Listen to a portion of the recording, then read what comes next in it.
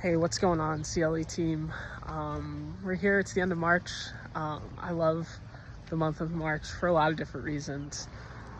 Baseball starts, you have March Madness, and then, of course, also personally, it's my birthday month. I don't really celebrate it all month, but and also Shelby and I got married 6 years ago in March, so it's a lot of fun. I really enjoy March. And this year, I've been focusing a lot on the life of St. Patrick. As I hop into the car here, just kind of giving you a little bit of a walk and talk type of thing. So let's see here. So yeah, St. Patrick. I was born on St. Patrick's Day, which I always think is kind of cool. I love the color green. It's a lot of fun in that way. But what's so interesting is St. Patrick was actually the first missionary to Ireland. And a few weeks ago, actually, I got to preach on my birthday, which is fun. But I was reflecting on the story of St. Patrick, and I made it into a sermon. I don't have the video up yet, but maybe if I get it up, I'll post it in the comments here and pin that just so you can see it. But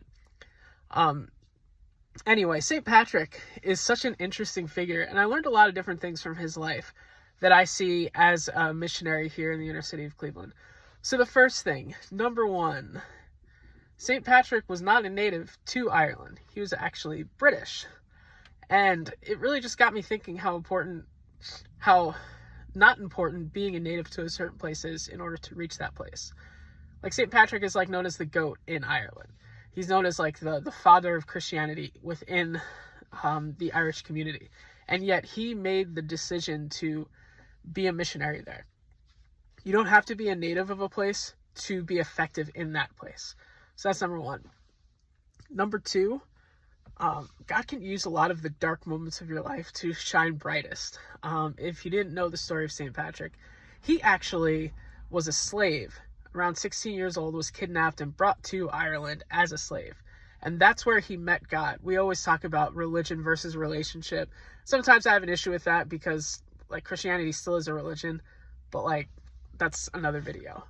But what is interesting is how he really found God in a new and powerful way. And as a result of that, he really started to sense a call for full-time ministry. So when he ended up through a dream getting back to England, he decided to go to the equivalent of seminary and became a pastor and then eventually a missionary. So just because you're going through a dark time doesn't mean that God can't use that for his glory. Keep that in mind.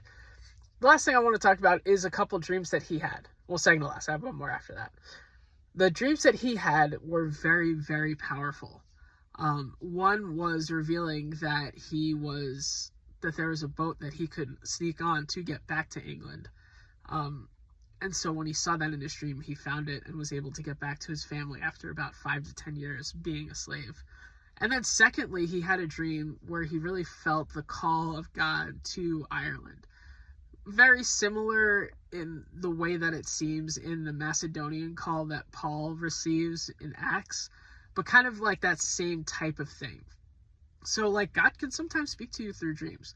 Maybe you have a dream of a particular people group. Pursue it. See what God is trying to say to you. Last thing, it's really captures me how relatable St. Patrick was to the people.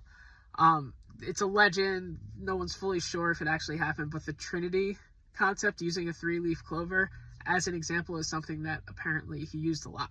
There's no evidence of that, but I still like that story, and I think it really kind of shows the relatability of him. There are other instances throughout his life where he showed a lot of relatability. And how I relate to that is, yes, I am in the inner city of Cleveland.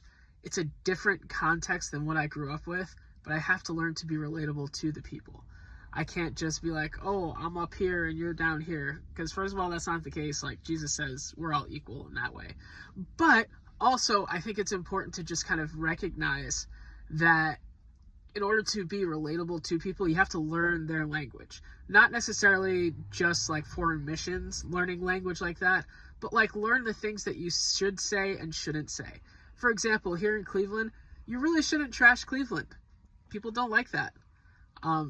You got to root for the Browns, and you have to be supportive of the Browns. This is a football town, number one. That's just a couple examples. I could go on and on, but I think it's just important to kind of keep those things in mind, whatever context you may be. whether it's a missionary, whether you're a pastor, whether you're just in like the not traditional full-time ministry capacity. Just be relatable to the people around you. If you're not relatable, then people won't listen. So that's kind of it. This is kind of the video version of our newsletter for March. If you want some more information, feel free to reach out, mcquillersincle.org, or you can email me at mcquillersincle@gmail.com. Thanks for watching. Talk to you next month.